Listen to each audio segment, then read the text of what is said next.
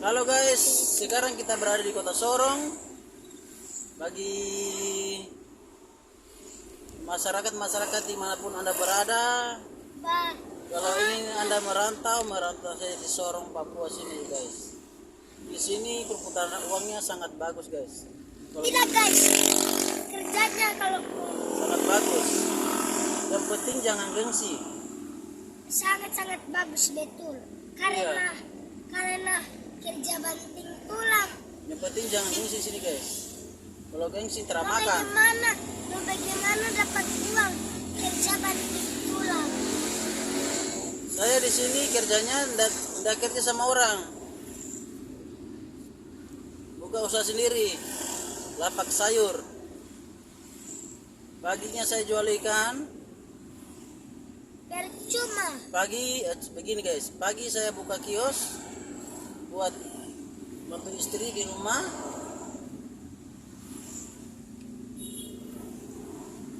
Awal mulanya begini jalan ceritanya guys. Dulu saya pertama kali Percuma.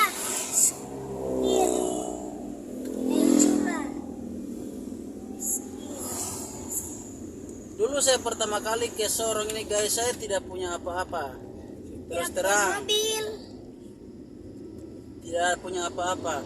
Saya dari kampung Sulawesi sana, saya punya uang itu di tangan cuma 1 juta.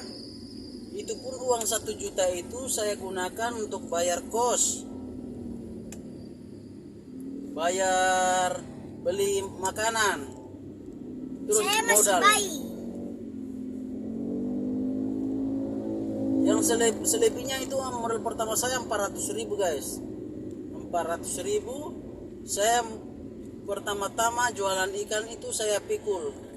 Saya bingung Kota Sorong ini gimana keadaannya, saya belum tahu bagaimana seluk beluknya ini Kota Sorong, saya masih bingung. Tapi tekad saya untuk bekerja sangat besar. Saya tidak mau malu. Pokoknya intinya saya ingin mau sukses. Saya mau merantau ini, saya jauh-jauh dari kampung. Merantau bukan main-main. Saya mau sukses. Dari uang 400.000 itu pemirsa, saya mulai jadikan modal jual ikan. Awalnya saya tanya-tanya sama teman. Dia mulai tanya-tanya kerja di mana. Terus teman saya jawab, saya jual ikan. Aku boleh ikut enggak? Terus teman saya, boleh. Tapi modalnya 500-an. Terus saya bilang, aduh modal saya cuma 400. Boleh katanya itu 400, boleh. Akhirnya besoknya saya diajak. Terus teman saya bilang katanya, kau cari ember 2 ember. Ember cat ya, yang ukuran 20 kg itu. Cat Avian itu. Akhirnya saya mulai cari ember, pinjam ember awalnya. Sama pinjam ember teman. Bikin. Mulai besoknya 4:30 subuh saya berangkat dari rumah. Saya masih mengantuk sekali gitu guys. Apa boleh buat guys, saya harus kerja untuk menafkahi anak dan istri saya. Karena anak saya masih kecil-kecil. Saya kalau tidak kerja kan gimana keluarga saya nasibnya ke depannya. Akhirnya saya kerja, mulai menjual. Sampai ke tempat pelelangan ikan. Namanya itu kalau di Sorong itu namanya Jembatan Puri. Saya mulai lihat-lihat. Ternyata daerah Jembatan Puri ini kalau beli ikan itu dia main timbangan guys. Kalau di kampung saya bukan timbangan per kaleng, tapi di sini timbangan. Akhirnya aku ikut. Aku pertama-tama tanya, ikannya ini kan saya bingung. Namanya ikan di Sulawesi kan dengan daerah Papua beda namanya. Tapi lama kelamaan kan saya biasa juga. Kalau ikan layang itu kalau di Sulawesi, kalau di sini namanya ikan momar. Kalau di Jawa sana ikan kembung, di sini namanya ikan lema. Kalau di Makassar sana ikan maero, itu ikan kecil-kecil, di sini namanya ikan puri. Kenapa dikasih nama Jembatan Puri? Karena penghasil terbesar di jembatan situ penghasilannya ikan puri. Makanya dikasih nama Jembatan Puri.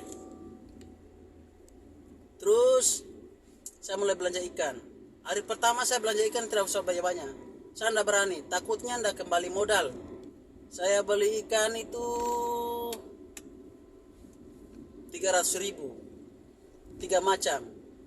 Omarnya 100.000, lemanya 100.000, purinya 100.000. Saya mulai bungkus. Setelah saya hitung-hitung, ternyata ikan momar saya itu modal 10.000. Ada 15 kantong. Bukan modal 9.000, modal 10.000 kan. Modal 100.000, ada 15 kantong setelah dibungkus. Berarti kalau saya jual 10.000 per kantongnya, saya otomatis dapat 50. Untung dari ikan momar tersebut. Ikan lemanya juga gitu, ikan purinya juga begitu. Tapi teman saya bilang, kalau nanti di lapangan tempat jualan ikan, katanya jangan jual ikan momarnya, jangan bilang 10.000, bilang 15.000. Karena takutnya itu pembeli menawar. Otomatis kalau mereka menawar pasti jatuh harga 10. Kalau 10.000 kan tidak rugi, kasih aja. Oke, oh saya bilang iya. Oke, boleh.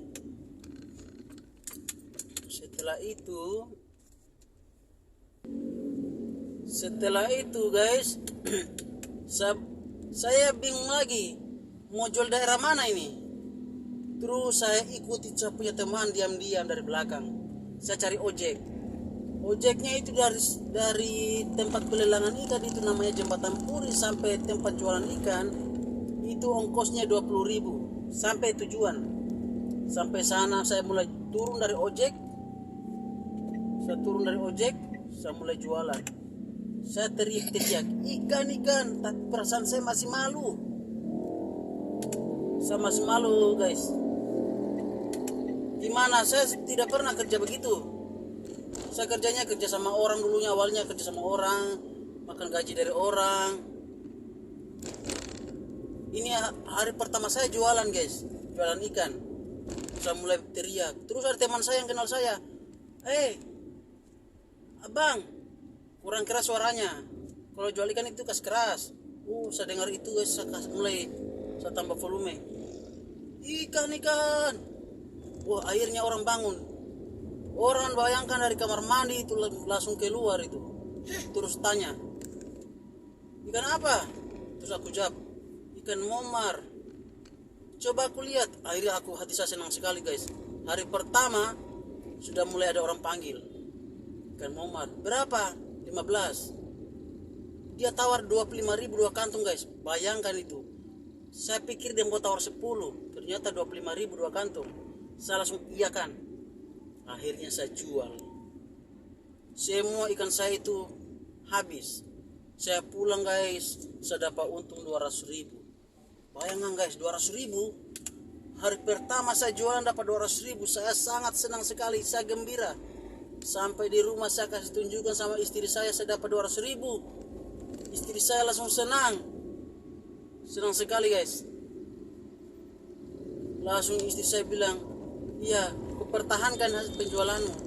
Hari pertama itu Ada doi. saya jual, saya hafal itu. Orang-orang yang sudah belanja ikan saya bisa hafal. Pas hari kedua saya jualan, ternyata itu yang beli ikan saya kemarin dia tidak beli lagi guys. Bukan tidak mau ikanku jelek, bukan. Tapi mereka mungkin lagi pergi kemana kah. Saya di situ langsung lemas guys. Sudah jam 11 siang, ikan saya baru 1 kantong yang laku. Saya mulai patah semangat. Saya bingung. Saya bilang apa? Saya bilang, aduh, akhirnya saya bingung. Saya duduk di pojok bawah pohon itu. Saya mulai berdoa. Saya bilang, Tuhan, bagaimana ini Tuhan? Masih baru hari kedua ini saya jualan sudah begini, modal saya mau habis ini. Kalau ikan saya tidak laku, bagaimana? Saya beli ikan besok pakai uang apa? Aduh, mati sudah. Tiba-tiba saya itu sudah berpikiran tidak bagus lagi Tuhan. Oh guys, sudah berpikiran tidak bagus. Ikan saya mau buang. Rencana mau buang nih, saya bilang, aduh, ini ikan ini sudah mau busuk. aku buang saja ini langsung di jembatan saja ini, supaya dimakan-makan ikan ini. Tapi hati kecilku berkata,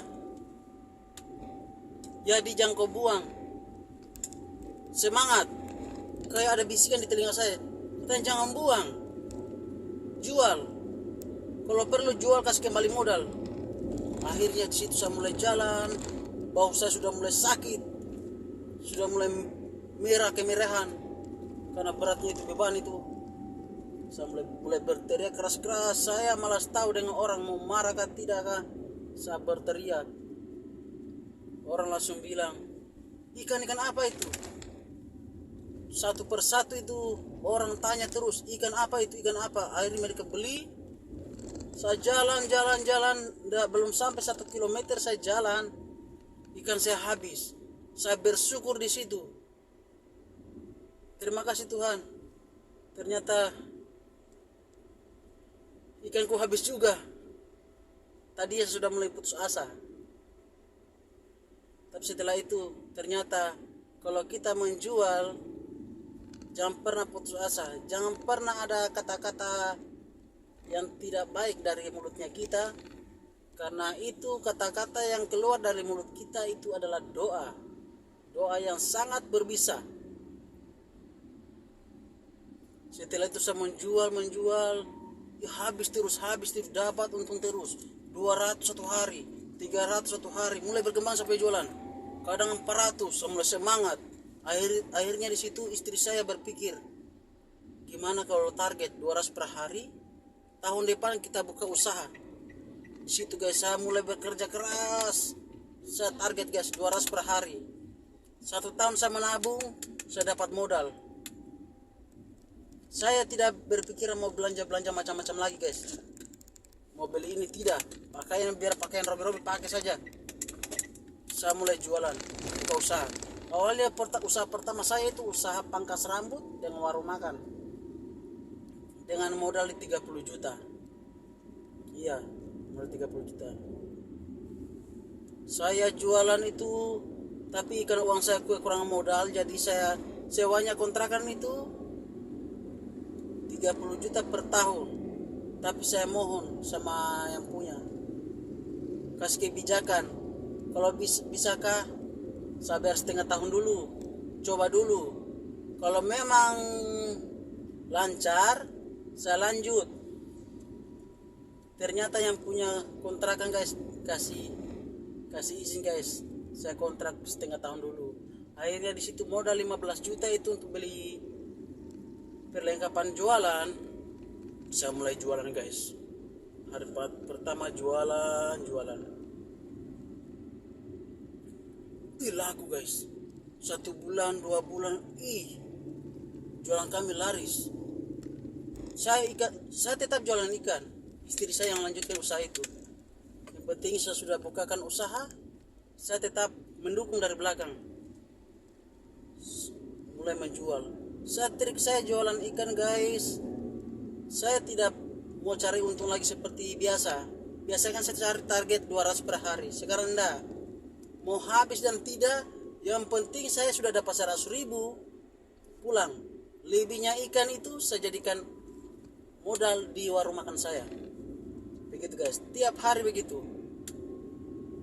Tidak lama kemudian saya menjual sekitar 5 bulanan, saya sudah bilang begini sama istri saya, "Ma, kayaknya kita ini sukses nantinya ini." Istri saya juga bilang begitu, kayaknya kita sukses. Tapi tidak sangka guys, 5 bulan berjalan, terjadi kekacauan di Sorong, tepatnya di Remu, di pasar Remu sana. Saya bingung bagaimana ini. Saya baru saja merintis usaha saya, kok bisa tutup. Saya bingung. Karena kacau gitu, istri saya takut. Katanya mau pulang, saya izinkan. Pulang sudah. Kalau begitu nanti saya yang urus semua jualan ini, nanti saya cari kos-kosan lagi. Oke. Di situ guys, kita mulai usaha lagi dari nol.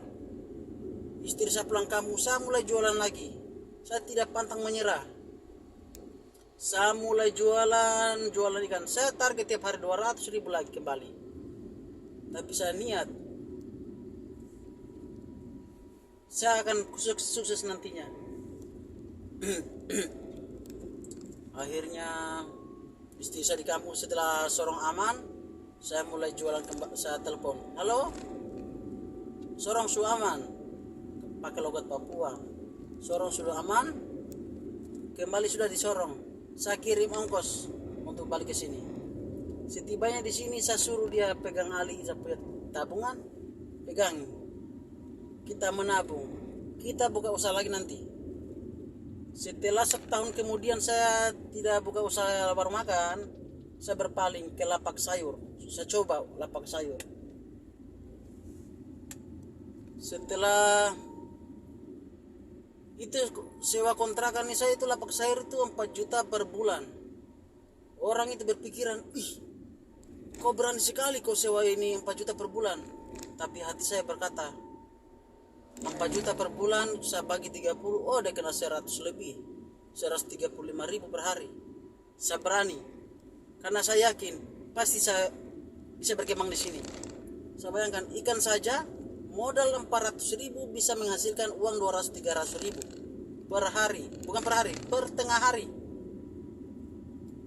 Apalagi kalau kita pakai modal 30 atau 15 juta, 20 juta di kios itu, saya tidak bisa bayangkan. Saya modal nekat, mau rugi lah kembali lagi, saya tidak peduli. Yang penting saya coba. Setelah saya coba jualan-jualan, saya berhenti jual ikan guys. Saya bantu istri saya untuk merintis. 3 bulan berjalan itu, saya jalani aktivitas di lapak sayur. Soalnya dagangan saya sudah mulai habis. Istri saya sudah mulai menangis panik. Saya bingung. Istri saya mau pulang. Saya tambah pusing kepala saya. Istri saya yang orangnya tidak sabaran. Akhirnya saya berpikir begini, saya harus tenang, harus berkepala dingin. Akhirnya saya bilang sama istri saya, begini sudah, kamu cari satu orang di sini gantikan posisi saya di sini. Karena kalau saya di sini terus, usaha kita kan tidak bisa berkembang. Istri saya menjawab, kau ini sedangkan sewa tempat saja sudah setengah mati mau dibayar. Bayangkan 4 juta per bulan, istri saya bilang. Apalagi kamu mau panggil orang di sini kerja. Saya bilang sama istri saya, kamu goblok sekali. Coba pikir. Saya biasa jual ikan penghasilan per hari berapa? Per tengah hari 200.000. Kasihlah 50.000-nya untuk yang kerja. Karena gajinya kasih yang kerja itu 1.500.000 per bulan. Jadi kita masih dapat 150.000 per hari. Kali 1 bulan berapa? 4.500.000. Begitu guys. Saya bilang jangan pusingkan itu pembayaran yang bantu nanti karyawan nanti saya yang bayar. Saya usahakan bagaimana. Oh betul juga katanya, betul juga. Kalau begitu jualan mulai besok, oke. Saya jualan mulai lagi. Saya mulai kasih bangkit kembali saya punya lapak sayur. Sampai sudah 3 bulan itu saya rutin itu harus target 200.000 bersih taruh. Tiap bulan itu saya celengan dibuka, pakai belanja untuk di kios. Biar sudah. Pakai belanja di kios untuk mengisi barang-barang jualan yang sudah kurang. Akhirnya 3 bulan kemudian saya lihat saya punya dagangan kios lapak sayur. Kayaknya ini sudah mulai rame. Sudah mulai mandiri ini. Meskipun tanpa bantuan ikan saya, hasil dari ikan saya gini kayaknya sudah bisa menghasilkan diri sendiri. Di situ saya mulai berhenti lagi guys. Saya bantu. Saya tambah jualan tahu tempe. Tahu tempe semua barang-barang dagangan yang eceran yang harga murah itu saya gantung semua di kios itu. Orang yang titip barang gantung semua. Satu tahun saya jalani guys. Luar biasa guys keuntungannya. Sekarang guys, hasil dari lapak sayur saya sudah bisa beli mobil, ada rumah, Itu semua dari kesabaran guys. Setiap orang yang menjalani usaha itu harus sabar, tidak boleh pantang menyerah. Oke, sampai jumpa.